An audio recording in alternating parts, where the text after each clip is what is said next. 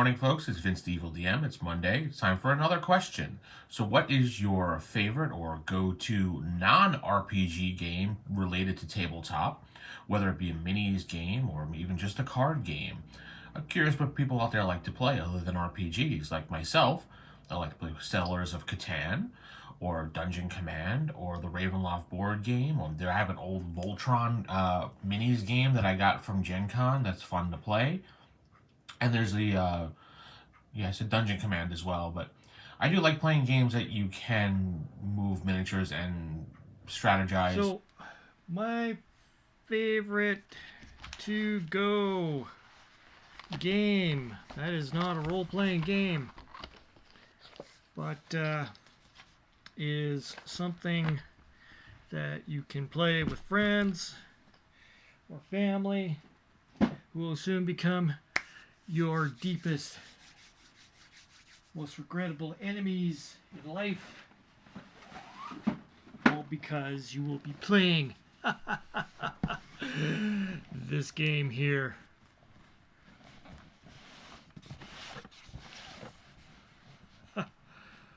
Cosmic Encounter. If you haven't played Cosmic Encounter, you are in for a treat.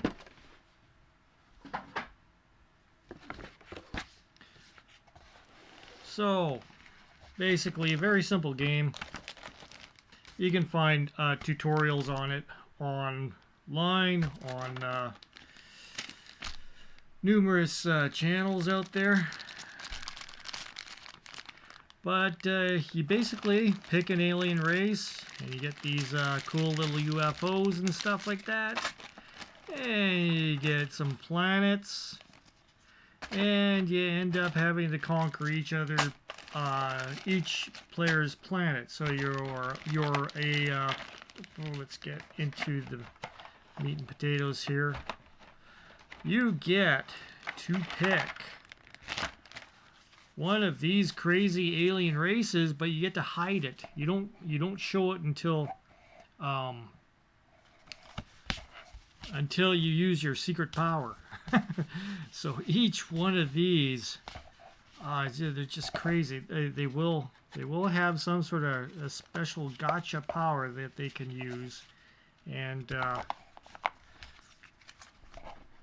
it's fun. It's fantastic. You're gonna have a great time with this. There are like seriously, how many alien races you got in here is just phenomenal. Like, the amount of replayability here is just crazy. I had this stored on the side for a little bit, so I kind of got a little messed up. But yeah, you're gonna have an awesome time with this game. It's very fast, very fun. I try to keep with family games. Try to keep them the shorter games. So this one's a go-to. Definitely. Comes with a little cartoony comic book thingy here as well. Give you a quick start on how to play. And just makes it very easy for you to, okay guys, we're going to sit down, we're going to play this game. This is how you play it. We'll go through the rules real quick. Just a simple 8 pages of explanation here. And boom, let's get playing. No dice. Like serious, no dice. You're basically using cards to add on to the number of spaceships that you commit to your attack on a particular target. It's so very like every game will be totally different because these cards here, the different races are entirely they're just so vastly different. And once you've discovered who's who, it's going to be an all-out fight from then on to see whether or not you can stop that person from winning. And it's just a lot of fun. So I recommend this, as a tabletop game along with King of Tokyo. You can't go wrong with that. once again, it's kind of in that gambit of you you really to experience of gameplay is what makes this game. Me explaining it won't really tell you a whole lot, except for the mechanics basically. So everybody picks a monster. You're all outside of Tokyo.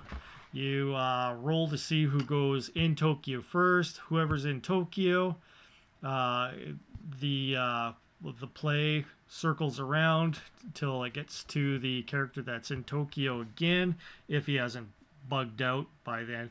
But if you go into Tokyo, you gain fame. If you leave, you're able to heal.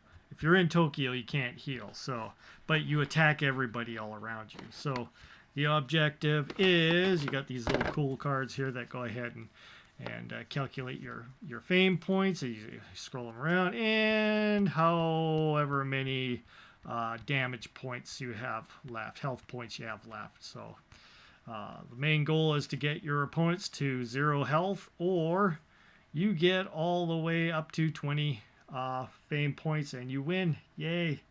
I've seen wins come out of nowhere, left, right, and center, so you have to really keep on top. Reason why it is girls love this game. Girls love dice games. Dudes, if you want lots of dice, for some reason, I don't know why, but ladies love Yahtzee. They love Yahtzee and dice games. So these extra ones are just in case you get the powers, the superpowers here to gain the all these symbols mean something. These are fame points, so you can collect up collections of 3 of a kind in order to get these fame points. Plus you got superpowers here that you buy with these little gems, power gems here, and you buy that stuff. You buy your powers. This one costs 6 points for this, 8 for that one, 3, 7, and they all have different powers. Some of them you keep, some you discard right away because you use it right away. This one gives you extra 4 fame points right away, and you have these setting out. There's like 3 of them out there that you can pick from, or you can get rid of them all by expending 2 cubes, power cubes, to get rid of them, to wipe them out, and have a new set of 3 show up, and purchase ones that will win you a game, in the middle of nowhere. All of a sudden, boom, you get that 4 fame points when you need them, and boom, you win. But lots of underhandedness in this game. So the object is, if you're inside Tokyo, you claw everybody outside. If you are on the outside, you commit attacks to the person in Tokyo. So nice thing, if you're outside of Tokyo, you get to heal. If you're inside Tokyo, you don't heal unless you have something in your cards that lets you do that. So, and and finally, the granddaddy of them all, the best. Always a great game. Plays very quickly. Kind of give you a gist here. Ooh, big board game here. It's a big city of Waterdeep. Across there. So you have a number of of spies that you send out, and you're trying to get fighters, magic users, clerics, and thieves, which are all indicated by the cubes. And there's only a certain amount of cubes that can go out every turn, and there's 8 turns to this entire thing, and which makes it a really, really, really fast game compared to most. No dice, and you're trying to complete quests. So these quests require a certain amount of money and characters that need to be fulfilling those quests. So you need a certain amount of fighters, you need a certain amount of magic users or whatever. It's a good mix of all kinds of different things. The more complex the mix, the more it's gonna end up being points for you at the end. Plus, you're all each a secret lord. Nobody knows who you are until the end of the game, which gives you all your bonus points. So in some cases, you might be the lord that has all the, the more buildings you build, and you're going to be picked out right away if you're that guy. So, or if you're building more buildings for the areas, you might it might be for a different reason, something that was good for you to build, and you wanted to make a lot of money off the side, off the other players. So, very fun backstabby game as well, where you're not really backstabbing each other. You're just taking your turn before the other one gets to have a chance at what they are choosing and picking for what they want for things. So that's my suggestion. Thanks, Vince, the evil DM, for that question. For everybody, hope everybody makes videos like this, because it's cool to have everybody's input as an actual video, and then you get to hear everybody's insight. It'd be cool if more people did that.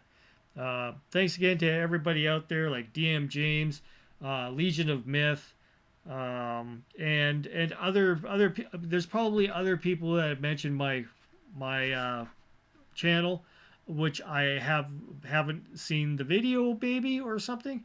But if you did, thanks. Let me know if you did mention me. Put it down in the comments below. I will give you a mention back.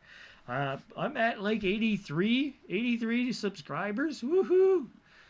So thanks. And yeah, it's I'll get up there eventually. Doesn't matter. I'm never putting on ads on this channel anyways. And like I say, if you do see ads, go ahead and use that ad blocker. You guys have an awesome day.